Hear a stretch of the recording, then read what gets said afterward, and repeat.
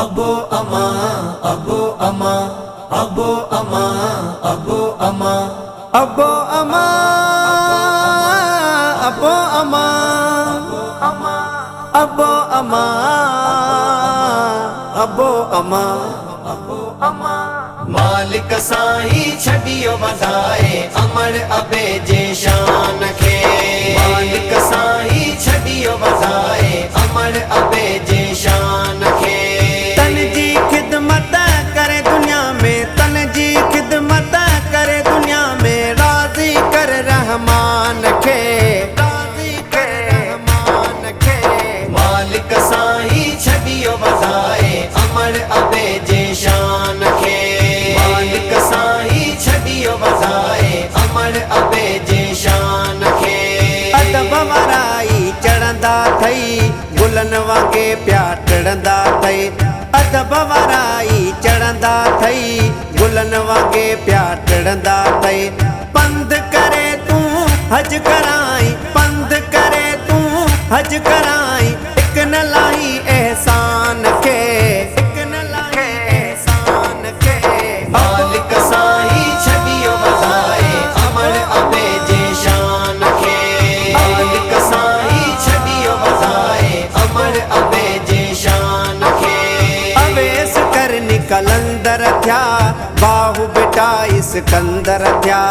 अवेस कर निकलंदर थिया बाहु बेटा सिकंदर थिया दुआ अमर जी करे छॾे थी दुआ अमर जी करे छॾे थी कदर वारो इंसान खे कदर वारो इंसान खे मालिक साईं छडियो वधाए अमर अबे जे शान खे मालिक साईं छडियो वधाए अमर अबे जे शान खे जी जल जाजे कदम चुमी जियरे जन्नत जण थो घुमी जी जल जाजे कदम चुमी जियरे जन्नत जण थो घुमी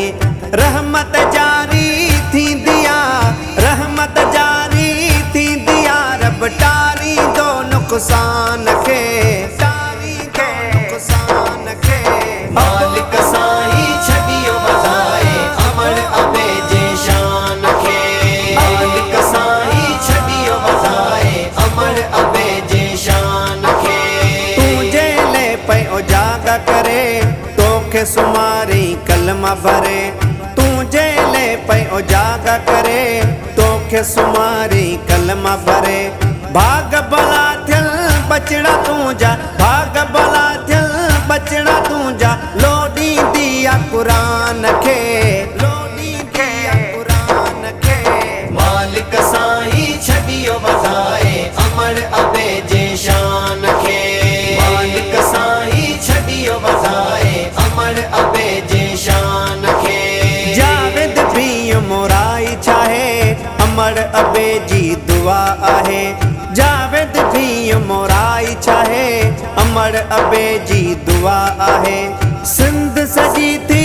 अज सुञाणे दुनिया सजी थी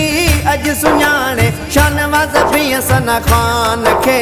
शानवाज़ भी सना खान खे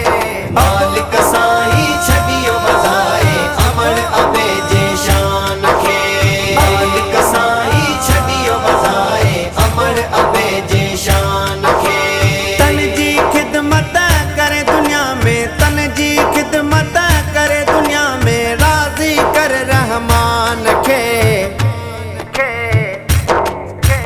मालिक साईं छडियो वधाए अमर अबे जे